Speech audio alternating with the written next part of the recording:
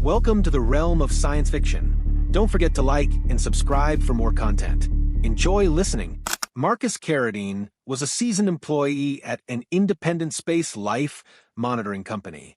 He was one of the company's most trusted and experienced members, not only because of his tenure but also due to his keen sense of judgment and strong moral compass.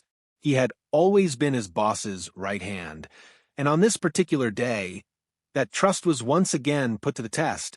It began in the middle of an ordinary workday when Marcus's boss burst into the office, an unusual sense of urgency on his face. The entire room went silent. He commanded everyone to stop what they were doing, go home, and return to the office wearing their finest attire. "What's going on, sir?" Marcus asked, puzzled but curious. His boss smiled faintly. "A new colony has been established in space.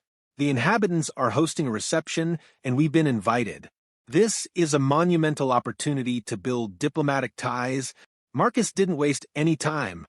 He rushed home, changed into a sharp suit, and quickly returned to the company. Soon after, he and his colleagues boarded a spacecraft and embarked on a long journey to the distant colony. When they finally arrived, Marcus learned more details from his boss. The colony was populated by elves, an alien race that had just settled in the stars. It appeared that the elves were eager to establish connections with humans, starting with this very company. Their pristine reputation and diplomatic elegance had reached far and wide, and this reception was meant to strengthen ties between species. The event began as a grand affair. As Marcus and his colleagues entered the opulent reception hall, they were met with stunning architecture and a spectacle of colors. The senior elves welcomed them graciously with bright smiles and polite conversations. Yet beneath the charm and pleasantries, something didn't sit right with Marcus. The elves were polite, too polite, toward their human guests, yet he noticed an unsettling contrast. Their demeanor toward their own workers, who served as cleaners, servers, and attendants, was downright cruel. He watched as these elven workers scurried around under sharp, biting commands, their heads lowered in silent obedience. The senior elves barked orders with little regard for those who toiled beneath them. Marcus's instincts were rarely wrong, and he immediately sensed a profound insincerity in their behavior. He had always believed that a person's or an alien's character was measured by how they treated others, especially those in vulnerable positions. Seeing the disparity between how the senior elves treated humans versus their own workers filled him with unease. Unable to contain his concern, Marcus quietly approached his boss. "There's something wrong here. This entire reception feels like a facade," he said, his tone serious. "They're polite to us, but look at how they treat their own people. This isn't right." His boss nodded, observing the same mistreatment. "I've noticed it too," he admitted, "and it's not a good sign." Minutes passed, but Marcus's discomfort grew into anger. Feeling restless and frustrated, he slipped away from the main hall and wandered toward the quieter back areas of the colony. He needed space, even if only for a moment. It was then that he heard it, a soft, muffled sob coming from nearby. Frowning, Marcus followed the sound up a narrow flight of stairs. At the top, sitting on the cold stone steps, was a young elven woman. Her head was bowed, her shoulders trembling as tears fell silently down her face. Her pale, slightly pinkish skin shimmered under the soft light, and her long blue hair, braided with delicate patterns, framed her sorrowful expression.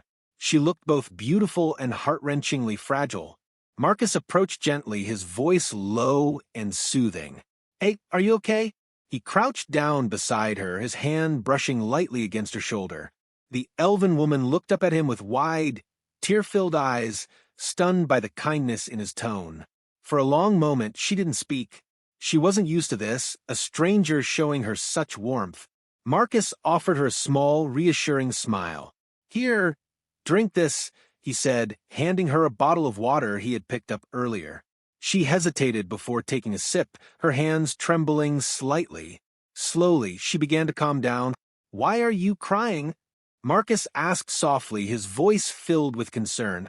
The woman stared at him, and then, in a voice barely above a whisper, she pleaded, "Please get me out of here. I beg you." Marcus's heart clenched at her words. What do you mean? What's happening here? The woman, whose name he later learned was Una, took a shaky breath and finally opened up. Don't believe what they show you, she said, her voice trembling. The senior elves pretend to be kind and noble, but they treat us, the workers, like slaves. They torment us. We're nothing to them. Marcus had suspected as much, but hearing it from Una's own lips filled him with a cold rage. They can't get away with this, he muttered, more to himself than to her. Just then, a sharp voice rang out behind them. Una, what are you doing here, you worthless creature? Get back to work. A senior elf had appeared, his face twisted in anger. He hadn't noticed Marcus yet, too focused on scolding Una. Marcus immediately stepped in, standing tall and confronting the elf. Is this how you treat your workers? He demanded, his voice steady but furious. Even when you have guests here to witness it? The senior elf's expression faltered for a moment before he forced a fake smile. You misunderstand, he said quickly. I was just joking with her. Marcus didn't believe a word. He turned to check on Una, but she was gone. She had vanished, slipping away in the commotion. Frustrated, Marcus stormed back to the main hall and sought out his boss. We need to leave. Now, he insisted. His boss didn't hesitate.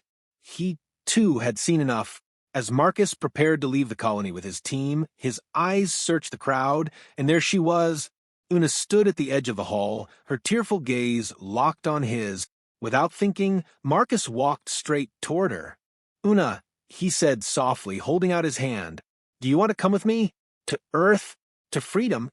Una stared at his outstretched hand, her blue eyes wide and glistening with uncertainty. For a moment, the weight of the question seemed to paralyze her. Could she really leave everything behind? Her life here, as miserable as it was all she had ever known. Yet as she looked into Marcus's kind, determined eyes, something within her shifted, a spark of hope, something she thought had died long ago. Yes, she whispered, her voice trembling. Take me away from here. Without hesitation, Marcus gently took her hand in his, enclosing it in a reassuring grip. He could feel how cold her fingers were, and it only strengthened his resolve. Glancing over his shoulder, he noticed a few senior elves watching them suspiciously. Their sharp gazes were like daggers, but Marcus didn't care. He shielded Una slightly with his body as they made their way toward the exit of the hall. Keep your head down, Marcus whispered to her. Just stay close to me. Una nodded, her heart racing. She had never felt so terrified, yet the warmth of Marcus's presence gave her strength. Together, they navigated the grand hall, where laughter and music still echoed, mocking the hidden suffering that lingered behind closed doors. The senior elves didn't make a move to stop them at first, perhaps too shocked by the scene unfolding before their eyes. A human guest taking one of their workers? It was unheard of. As they reached the entrance, Marcus's boss appeared, his face a mixture of confusion and alarm. Marcus, what's going on here? Marcus paused, his voice calm but firm. I'm taking Una with me. She doesn't belong here. His boss's brow furrowed, glancing at Una, who clung tightly to Marcus's arm. Do you have any idea what kind of risk you're taking? This could damage everything. I don't care. Marcus shot back, his voice sharper now. If you saw half of what I've seen tonight, you'd agree with me. We can't stand by and ignore this. The boss hesitated, clearly torn, but he saw the fire in Marcus's eyes and sighed. Fine, just get her out of here quietly. I'll handle any fallout. Marcus gave a curt nod of gratitude, then led Una outside. The air on the colony's surface was cool and sharp, a stark contrast to the suffocating atmosphere of the reception. Marcus glanced around, quickly spotting the company's transport shuttle waiting nearby. Come on, he said softly, helping Una into the shuttle. The moment the door slid shut behind them, Una let out a shaky breath. She sank into one of the seats, her hands trembling as they clutched at her dress. Marcus sat across from her, watching her carefully. You're safe now, he said, his voice low and steady. They can't hurt you anymore. Una looked at him, her eyes filled with a mixture of relief and disbelief. Why are you doing this for me? She whispered. You don't even know me. Marcus leaned back in his seat, studying her for a moment before answering. "Because no one deserves to be treated like that," he said simply. "I saw what they were doing to you and the others. I couldn't just walk away." Una's eyes softened, and for the first time, a faint smile tugged at her lips. It was small and fragile, but it was there, a glimmer of the person she could become. The shuttle's engines roared to life, and soon they were lifting off the colony's surface, leaving the dark, gleaming towers of the elven settlement behind. As the ship soared into the vast expanse of space, Una pressed her face to the window, staring at the stars. She had seen them countless times before, but tonight they looked different. Brighter, full of promise. The journey to Earth was long, but Marcus did everything he could to make Una feel comfortable. He brought her food and water, encouraged her to rest, and shared quiet conversations with her. At first, Una spoke little, still wary and uncertain. But as the hours turned to days, she began to open up. She told Marcus about her life on the colony, how she had been taken from her home planet as a child, promised a better life among the stars. Instead, she had been forced into servitude, her every move controlled by the senior elves. "They tell us we're lucky to be here," she murmured one night, staring at her hands. "But it's a lie. We're nothing to them." Marcus listened quietly, anger simmering beneath his calm exterior. "That's over now," he said gently. "You're free, Una. You'll see what life can really be like." When their shuttle finally landed on Earth, Una's breath caught in her throat. The sight of lush green trees, blue skies, and the warmth of the sun was overwhelming. She had never seen anything like it before. "Welcome home," Marcus said softly, standing beside her. Tears slipped down Una's cheeks as she smiled, a real, radiant smile that lit up her face. "It's beautiful," she whispered. In the weeks that followed, Marcus helped Una settle into her new life. He brought her to the company and introduced her to his colleagues, ensuring she was treated with kindness and respect. She began working in a small administrative role, learning quickly and impressing everyone with her determination. Una blossomed in this new environment. She was no longer the broken, frightened woman Marcus had found on the colony. She laughed, she learned, and she began to dream of the future. As for Marcus, he couldn't deny the growing bond between them. He admired her strength, her courage, and the quiet kindness that defined her. Over time, their friendship deepened into something more. One evening, as the sun set over the city, Marcus and Una stood on a hill overlooking the skyline. Una turned to him, her blue hair catching the golden light. "You saved me," she said softly. "I don't know how to thank you." Marcus smiled, reaching out to take her hand. "You don't have to thank me. You've shown me what really matters." Una squeezed his hand, her eyes shining with gratitude and something deeper. "You gave me freedom, and you gave me hope." Marcus looked at her, his voice steady and full of warmth. "And you gave me something I didn't know I was missing. A reason to believe that we can always make things better." As the sky darkened and the stars began to appear, Una leaned her head against Marcus's shoulder. Together, they watched the world turn, knowing they had found not just freedom, but each other.